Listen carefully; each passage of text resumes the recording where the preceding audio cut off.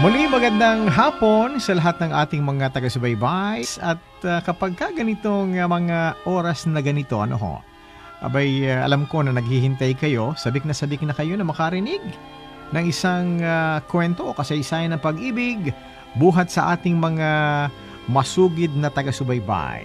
Heto po, natipon yung mga liham na aming natanggap mula sa inyo at nakapili po ako ng isa. Padala ng isang nagpakilala sa palayo lamang na Carmelita. Siya po ay taga San Jose, Nueva Ecija. I have the feeling na kinasasabikan ninyo ang bahaging ito, kaya't narito inyong pakinggan ang kanyang kasaysayan. Dear Kuya Larry, magandang araw sa iyo. Ako po ay masugid ninyong taga-subaybay, si Carmelita ng San Jose, Nueva Ecija. 78 taong gulang na po ako at kasalukuyang namumuhay mag-isa sa dahilan na may kanya-kanya ng pamilya ang aking mga anak. May 8 akong anak at sa awa po ng Panginoong Diyos ay napagtapos namin silang lahat. At sa ngayon ay may kanya-kanya na silang buhay. Habang ang bunso ko naman ay sinusuportahan ako sa aking pangangailangan. Nais ko sanang ibahagi ang aking kwentong pag-ibig, Kuya. Nakilala ko si Renato sa kabilang bayan ng San Jose. Matalino, Kuya, si Renato at mukhang may kaya sa buhay. Kabaligtaran ko na tanging high school lamang ang inabot. Tandang-tanda ko pa noon. 15 taong gulang ako nang makilala ko si Renato taong 1955. Piyesta noon sa kabilang bayan sa San Jose. Doon ko siya natagpuan na kumakanta ng paborito niyang awitin na aking hinangaan. Pero mukhang pagkakataon na rin ang gumagawa ng paraan, Kuya, dahil may nagpakilala sa akin kay Renato. Nagkakwentuhan kami ng bahagya bago matapos ang pista. Naalaman ko na panganay si Renato sa kanilang magkakapatid at nakatapos siya ng pag-aaral. Kaya lang, mayroon na siyang nobya, Kuya. Ang lungkot naman na malaman yun. Sa bagay ay expected naman dahil maliban sa good looks, may singing talent itong si Renato, Kuya. Matapos ang ilang linggo ay muli kong nakita si Renato. Ang infatuation na naramdaman ko sa kanya ay andoon pa rin sa puso ko kahit na alam kong taken na siya. Agad siyang lumapit sa akin at nagpakilalang muli. Kung alam niya lang ay hindi ko nakalimutan ang pangalan niya. Nakipagkamay siya ulit sa akin at muli kong naramdaman ang init ng mga palad niya na para bang sumakop sa puso ko ng mga oras na iyon. Nakaramdam ako ng pag-asa, Kuya, pero hindi ko akalain na mabibigo dahil hindi naman pala siya nagpunta para suyuin ako, kundi para ipakilala sa akin ang kaibigan niyang gusto raw akong makilala. Nahiling ko sana sa oras na iyon ay si Renato ang gustong makakilala sa akin. Pero ang umabot ng palad ko ay si Damian, na taga-Cabiao at matalik na kaibigan ni Renato. Hindi ko alam, Kuya, kung kasalanan ba ang ginagawa ko sa pagtanggap kay Damian sa buhay ko. Habang nililigawan ko ni Damian, ay palagi niyang kasama si Renato na siyang ikinatutuwa naman ng puso ko. Kuya Larry, lalo akong naguluhan sa nararamdaman ko. Napakabait sa akin ni Damian. at alam kong mabuting tao siya, pero ewan ko ba, si Renato pa rin ang tipo ko. Maaari bang magkagusto at magmahal ng sabay? Gulong-gulo na ako, kuya.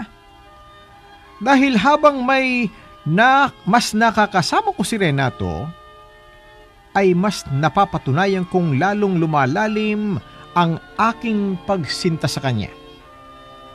Hanggang sa dumating ang araw na kailangan ko nang namamili.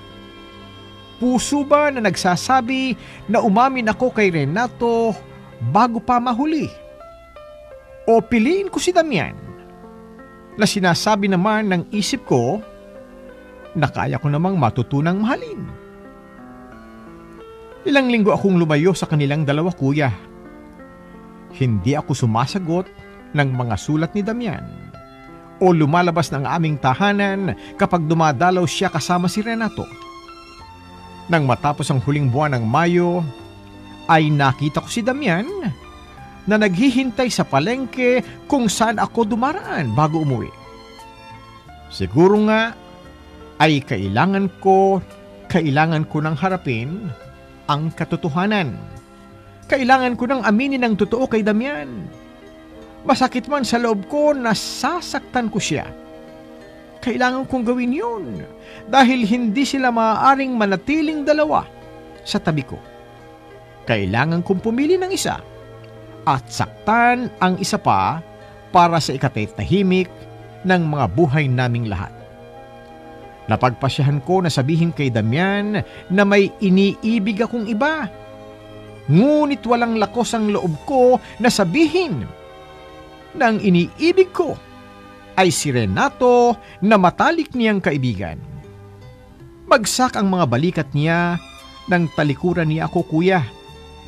Subalit nakaramdam naman ako ng gaan sa dibdib nang masabi ko sa kanya ang katotohanan. Sige, pagpatuloy natin ang kasaysayang padala sa atin ni Carmelita. Inyong pakinggan sa kabuuan ang kanyang kasaysayan. Kuya, napagpasyahan ko na sabihin kay Damian na may iniibig na akong iba. Ngunit walang lakas ng loob na sabihin ko na ang iniibig ko ay si Renato na matalik niyang kaibigan. Bagsak ang mga balikat niya nang talikuran niya ako. Subalit nakaramdam naman ako ng gaan sa dibdib nang masabi ko sa kanya ang katotohanan. Ilang araw ang tumagal at wala na akong nabalitaan kay Damian. Hanggang dumaan ito ng buwan at taon, nakaramdam ako ng lungkot dahil pakiramdam ko nawalan ako ng isang mabuting kaibigan. Kahit si Renato ay hindi ko na nakikita at wala na rin akong nabalitaan sa kanya. Pagkatapos ng 2 taon, ay muli akong napadpad sa pistahan. Pero mas magarbo na ito at mas marami ng binata at mga dalaga na nagsasayawan. At sa hindi inaasahang panahon at sa oras, ay muli ko na namang nasilayan ang lalaking bumihag ng aking puso. Kuya Larry, nandoon si Renato. Nakatayo na parabang may hinihintay. Muli ko ulit naramdaman ang kabog ng puso ko mula nang una ko siyang makita. Totoo nga siguro, ang kasabihan ay mahirap palitan ang una mong minahal. Kaya't kahit na may iniibig na noon si Renato, ay nanatili akong tapat sa kanya. Magaan akong ngumiti sa kanya. At sinuklian niya rin ako ng ngiti na matagal ko nang hinihintay-hintay mula pa noon. Kagaya noon ay nag-usap kaming dalawa ni Renato at parabang bumalik kami sa dati. Ganun pa rin siya maginoo at matikas katulad nung una ko siyang nakilala. At sa tagal ng panahon na nasayang ng hindi ko pag-amin, ay naglakas loob akong magsabi sa kanya na gusto ko siya. At hindi naman ako nabigo. Hindi naman ako binigo. Siguro nga ay nasa timing ang lahat. Dahil ang pag-amin na yon ang naghatid sa akin ng kasiyahan na panghabang buhay. Sa ngayon ay mag-isa na lang ako, kuya. Sa kabuuang 58 taon na nagsama kaming dalawa ni Renato. Hindi man panghabang panahon na nananatili siya sa tabi ko. Subalit alam kong tatagal ng habang panahon ang aming pagmamahal kahit na siya ay pumanaw na. Natutunan kong magmahal at maghintay. At maniwala na kung para sa iyo ang isang tao, ay mananatili itong para sa iyo. Lumipas man ang mahabang panahon. Sana po ay may natutunan kayo sa aking kwentong pag-ibig. Kuya Larry, maraming salamat sa pagbasa ng aking kwento. Pakihandugan po sana ako ng awitin na tungkol sa aming pagmamahalan ni Renato. Maraming salamat at mabuhay kayo. Pagpalain nawa kayo ng dakilang lumikha. Lubos na gumagalang at nagpapasalamat, Carmelita ng San Jose, Nueva Ecija.